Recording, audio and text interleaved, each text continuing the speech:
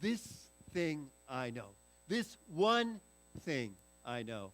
Sometimes there's all kinds of things in our lives that we believe, but there's one thing that we know. And sometimes it's not exactly what we see. What we see is not always what we think we see. They were heading on their airplane and had to make a unplanned, unscheduled stop. And so when they were on their way, they stopped in Seattle and told everyone, it's going to be approximately 1 hour. Go ahead and deboard. And virtually the whole plane emptied out. But the pilot went back to one of the very furthest seats in the back, and actually 2 seats were there reserved for an older lady named Catherine. She was a friend of the pilot's. And he came and addressed her, Catherine, we're getting off now, and I came back because I thought that maybe I could escort you out.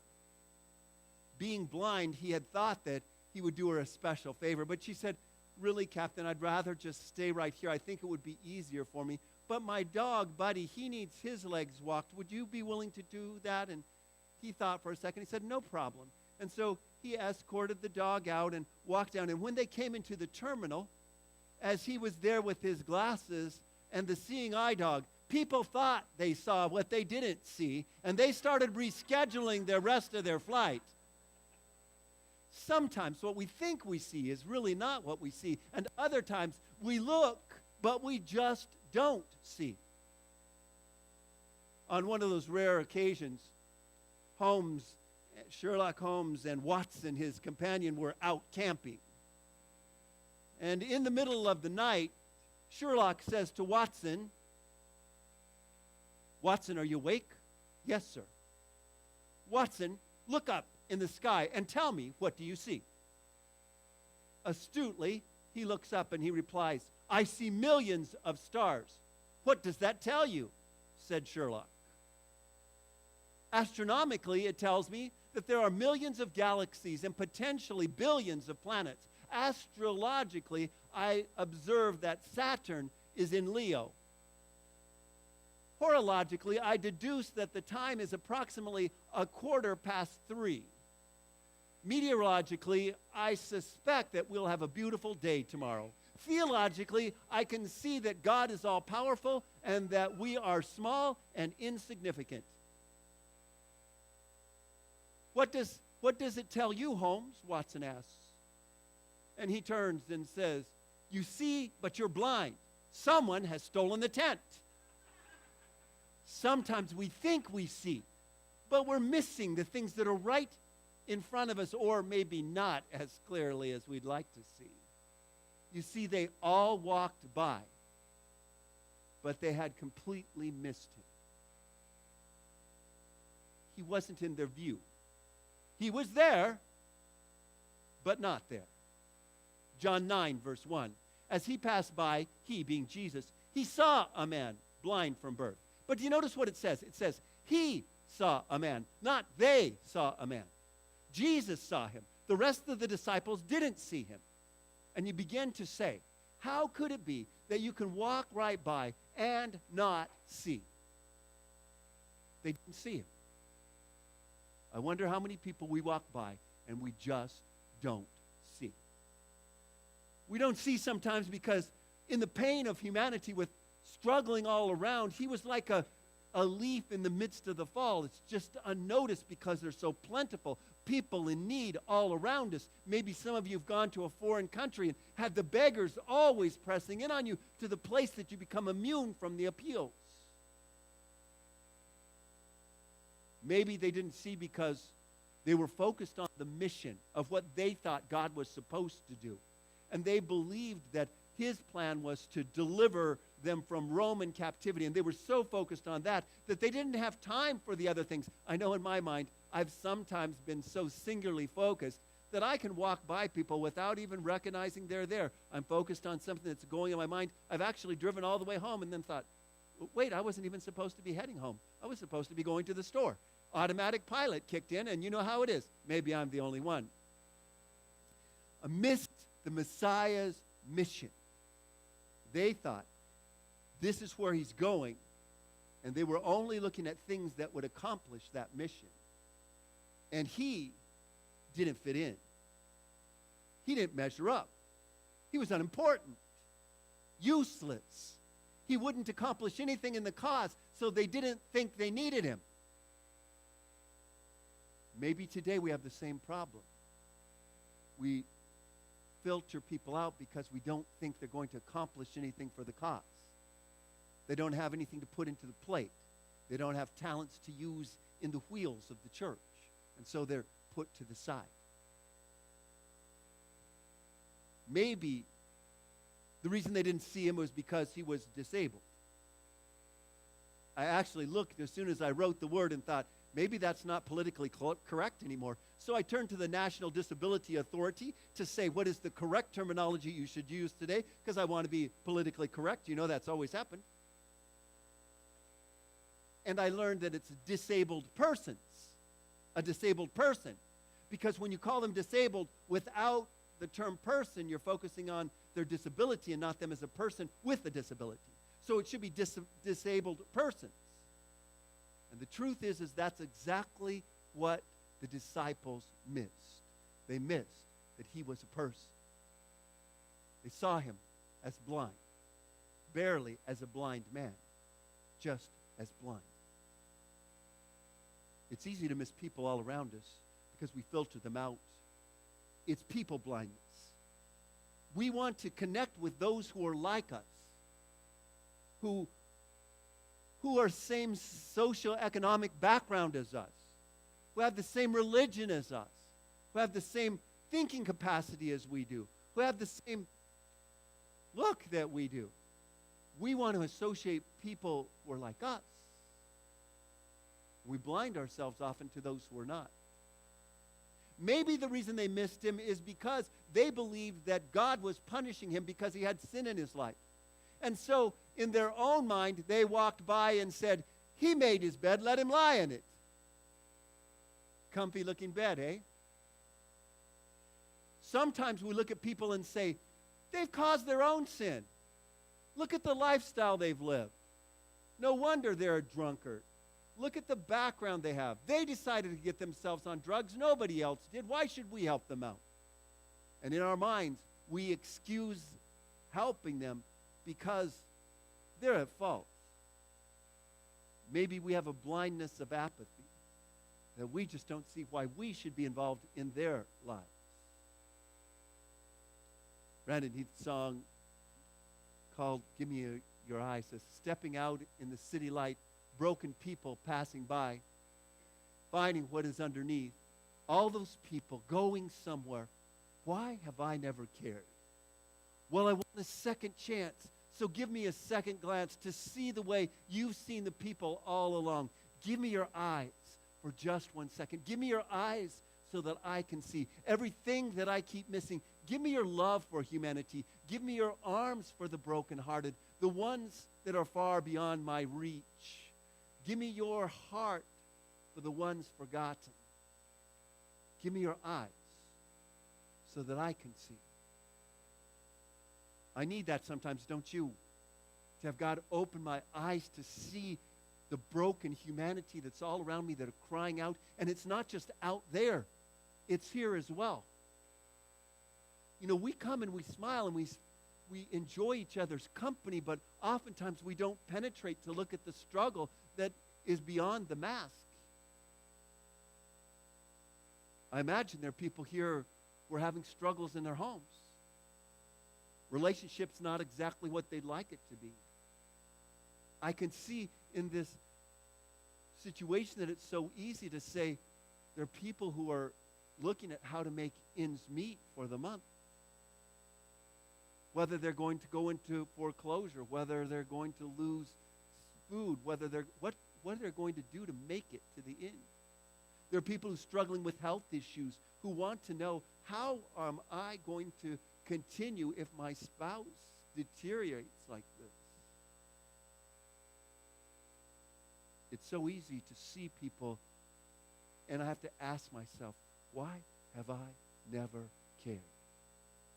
I mean, really care. We go to church, we take in religious things, but we don't touch each other's lives. a social experiment. The man here is not homeless. He runs a YouTube channel.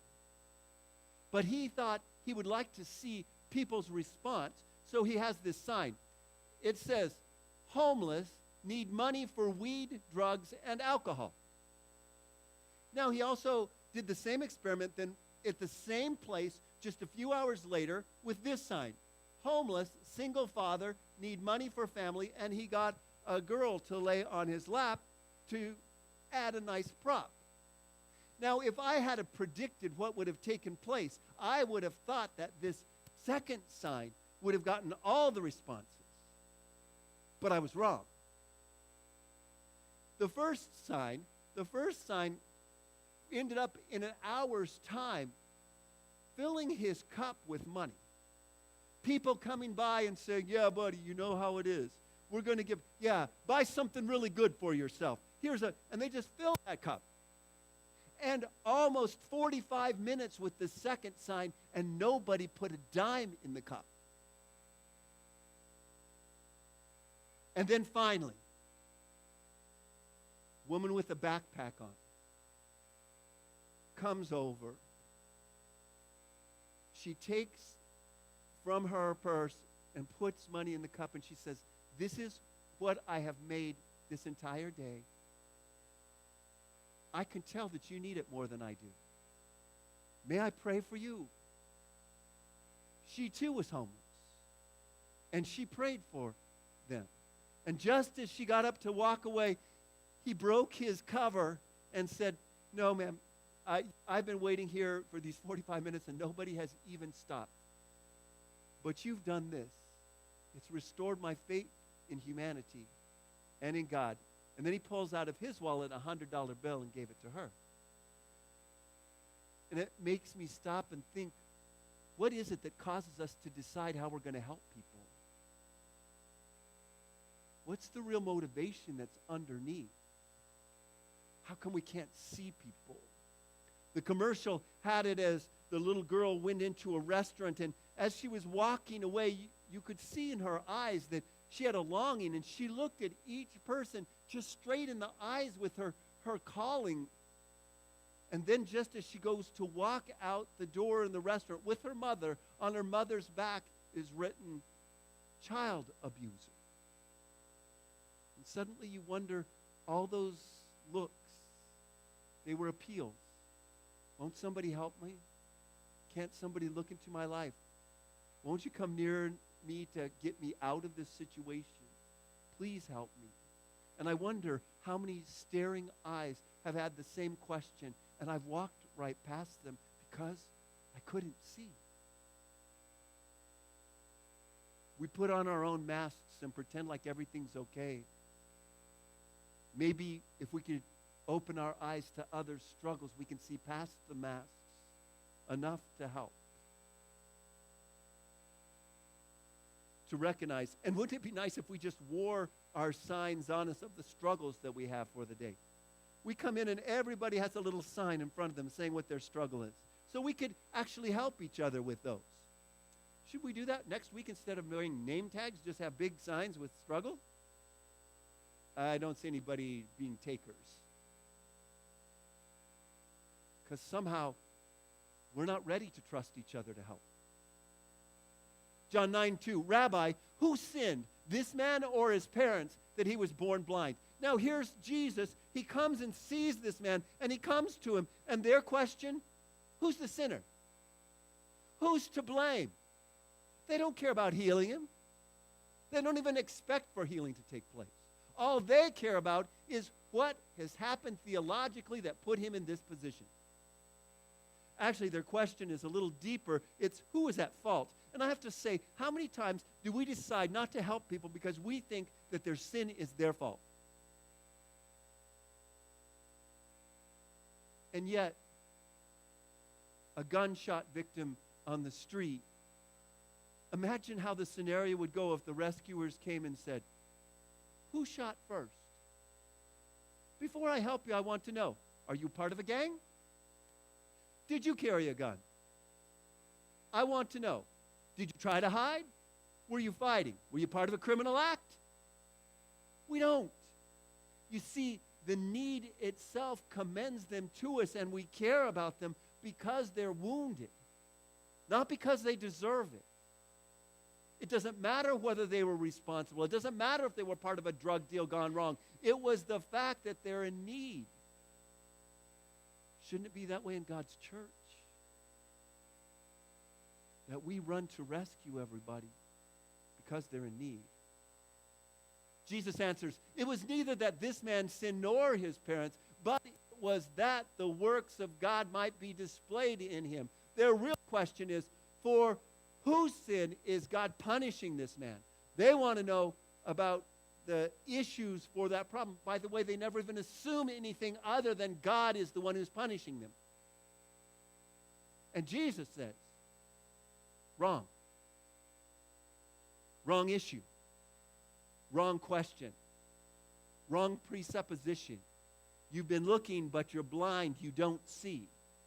You see, this is an opportunity that I can demonstrate to you. I can enlighten you on what God's really after. And it's not about destroying sinners. It's about healing sinners.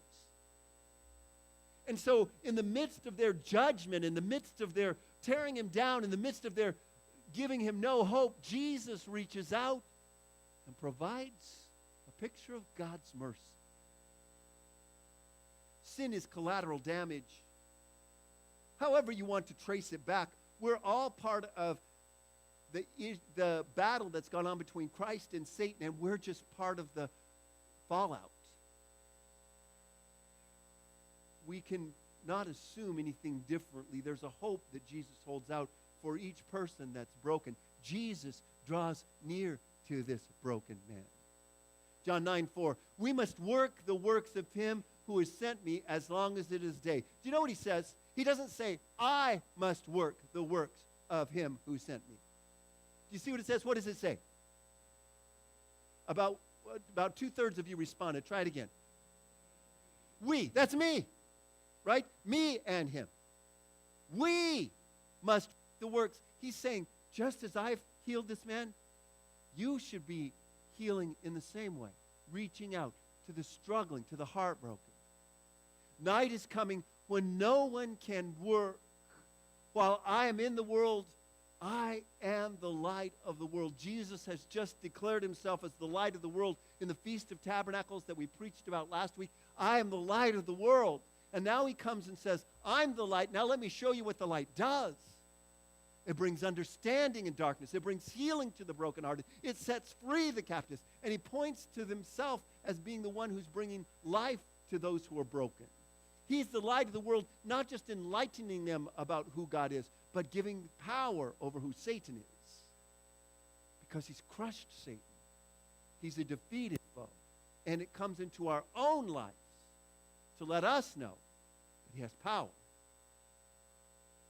He wants us to have a snapshot into the heart of God, that we can see what God's like as he cares for a sinner.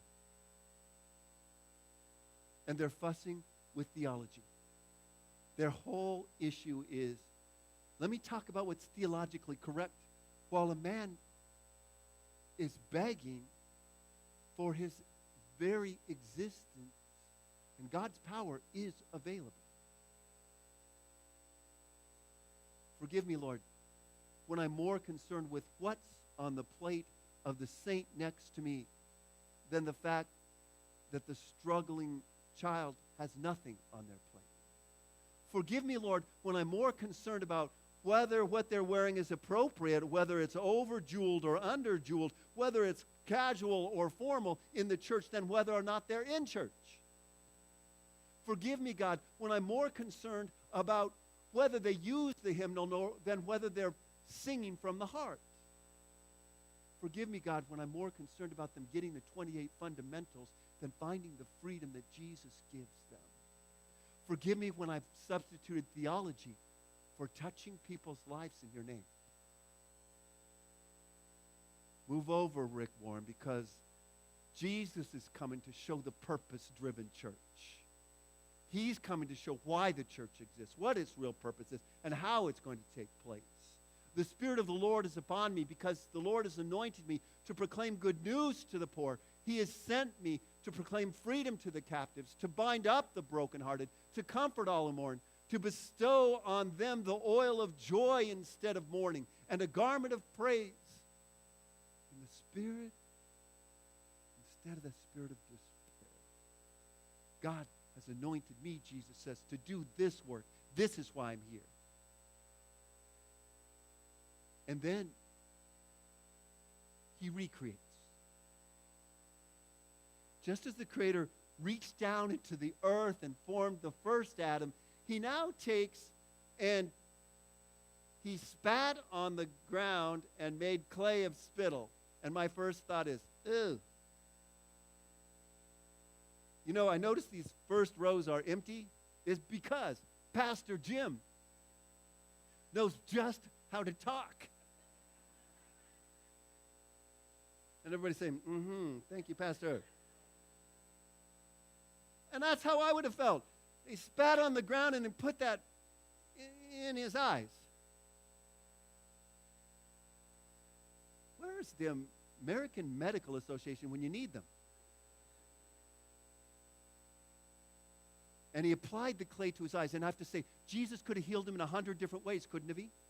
Couldn't he? He could have snapped, and that man could have seen. He could have waved his hand and said some magic formula, and the man could have seen. He could have used laser beams out of his eyes and touched his eyes and caused him to see. Instead, Jesus used this method because he wanted to show that he comes near as the Savior to recreate us from the very inside out and touches our lives and causes us power to live. He's the recreator. So he takes and rubs his eyes with clay. Says, go wash in the pool of Siloam, which means sent. See, this whole thing is about the mission of the church. It's to clear up an understanding of why God's here. And if we're out preaching the message that God's here to punish people for their sins, we've missed the boat. If we're here to give them a list of the sins and how they need to comply, we've missed the mission. Please don't misunderstand me. I think all those things are important, but only in the context of coming into a living relationship with Jesus Christ. Can you imagine the blind man going to the pool of Siloam, and he wades in and he prays. So he went away and washed. And he's waiting. And he's wondering. And he washes the clay out. And then he opens his eyes. A brand new life. Literally, everything that used to be is now different. His job's different. He's no longer a beggar. He doesn't need to be a beggar. He sees his family again for the first time. He opens his eyes and sees the family that's been with him all this time. He sees things as they really are. The God who healed him and all the suppositions in his life about why he's been punished and why he's borne this disability are now removed as Jesus touches his life. He finds not only freedom from blindness, but forgiveness. And he came back seeing. Somebody missed that. And he came back seeing. There we go.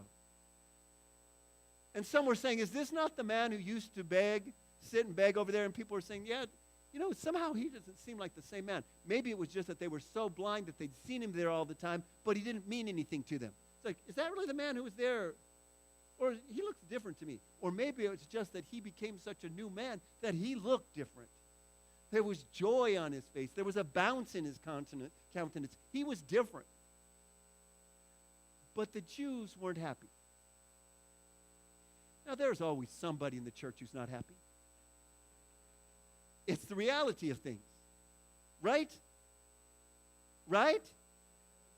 So the Jews were here, and they weren't happy because, you see, they didn't want Jesus to gain popularity because he was stealing their popularity. And so they made a decision. They were going to catch him. And now they had him because Jesus had performed a miracle on the Sabbath day. And that was healing. And in their minds, healing wasn't allowed on Sabbath. So if they could get this man to testify, they'd have witnesses that he was a Sabbath breaker, and then they could try him, and he would be guilty, and they could kill him. So they were intent on following this up.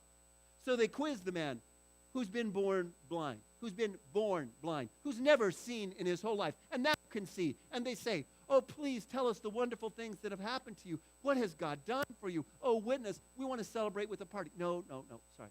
They didn't say any of that. Because that wasn't on their mind or their hearts. They were looking at something totally different. They weren't concerned about him. They were concerned about themselves. And they were so blinded by their selfishness that they couldn't see what Jesus had just done.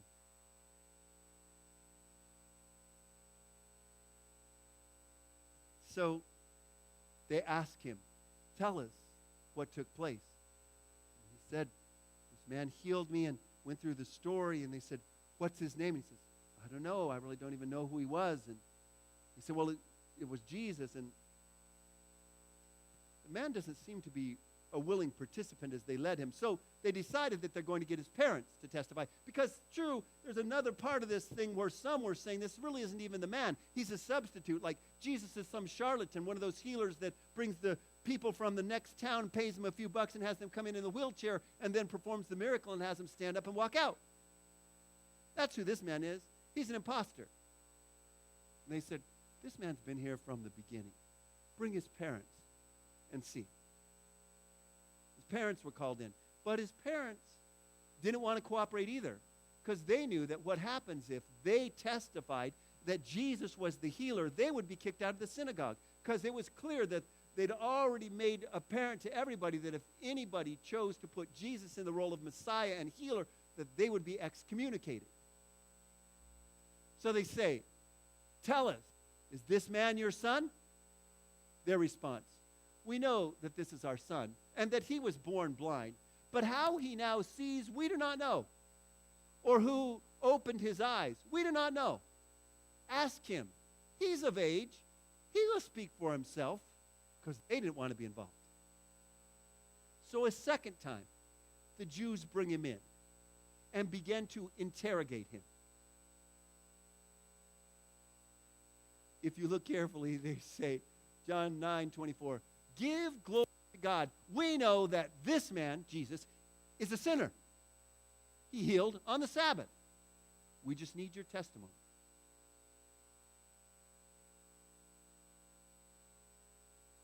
Imagine being a commoner, probably uneducated, a beggar, against a whole room full of theologians telling you that Jesus is definitely a sinner.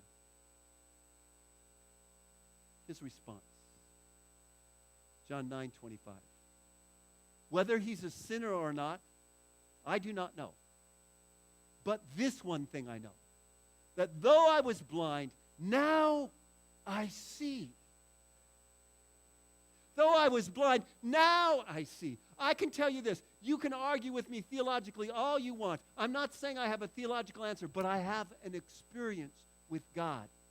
I know what he did for me. You may be an atheist with all your rules of why God can't exist, but I can tell you, I met with him this morning. You can say what you want to about his power, but I've seen his power in my life. You can say that he's up there someplace, but I've felt him in my heart. I've communed with him daily. I've had him as part of my family worship. I've invited him into my home, and he lives there. So say what you want about who you think he is. I know who I've experienced and what he's done for me.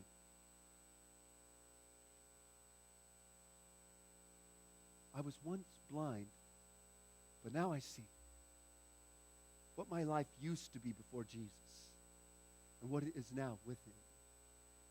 I have experienced him. I have people tell me, Pastor, I could never go out and witness to people. I can't remember all those texts, and I'm afraid I'm going to be put on the spot. Somebody's going to ask me a theological question I don't know the answer to. And I say, this man's experience is the perfect experience. And actually, if we don't have his experience, we shouldn't go out witnessing. Because what it is a personal testimony of what Jesus has done in my life. And that's what you're sharing. Oh, I'm not saying you shouldn't share the Sabbath, but unless the Sabbath has affected you, that you've met with Jesus on that day, and he's part of the joy of staying connected with him, then don't share the Sabbath. Give them the opportunity to find Jesus in that day. If you're living for a set of rules and you haven't found Jesus to be the one who you use to respond to the sin in your life and give Jesus the glory and turn it over to him, then don't be sharing the list of rules that they need to keep. I've experienced him is the testimony. And each one of us need to have that experience in order to share. What's Jesus done in my life? John 9:26. So they said to him, what did he do to you? How did he open your eyes? And he answered to them, I told you already, and you didn't listen. Why do you want to hear it again? You don't want to be one of his disciples, do you? They reviled him and said, you are his disciple, but we are disciples of Moses. We know that God has spoken to Moses, but as for this man, we do not know where he's from. The man said to them, well, here's an amazing thing, that you do not know where he's from, and yet he opened my eyes. We know that God does not hear sinners, but if anyone is God-fearing and does his will, he hears him. Since the beginning of time, it has never been heard that anyone opened the eyes of a person born blind. I have to say, his testimony ends up being an incredible theological witness. He's just saying, okay, well, I understand your standpoint, but I'm just telling you, I've seen what he's done in my life. And I don't think God works by letting somebody do these miracles and proclaiming to be God and then letting it happen. If this man were not from God, he could do nothing.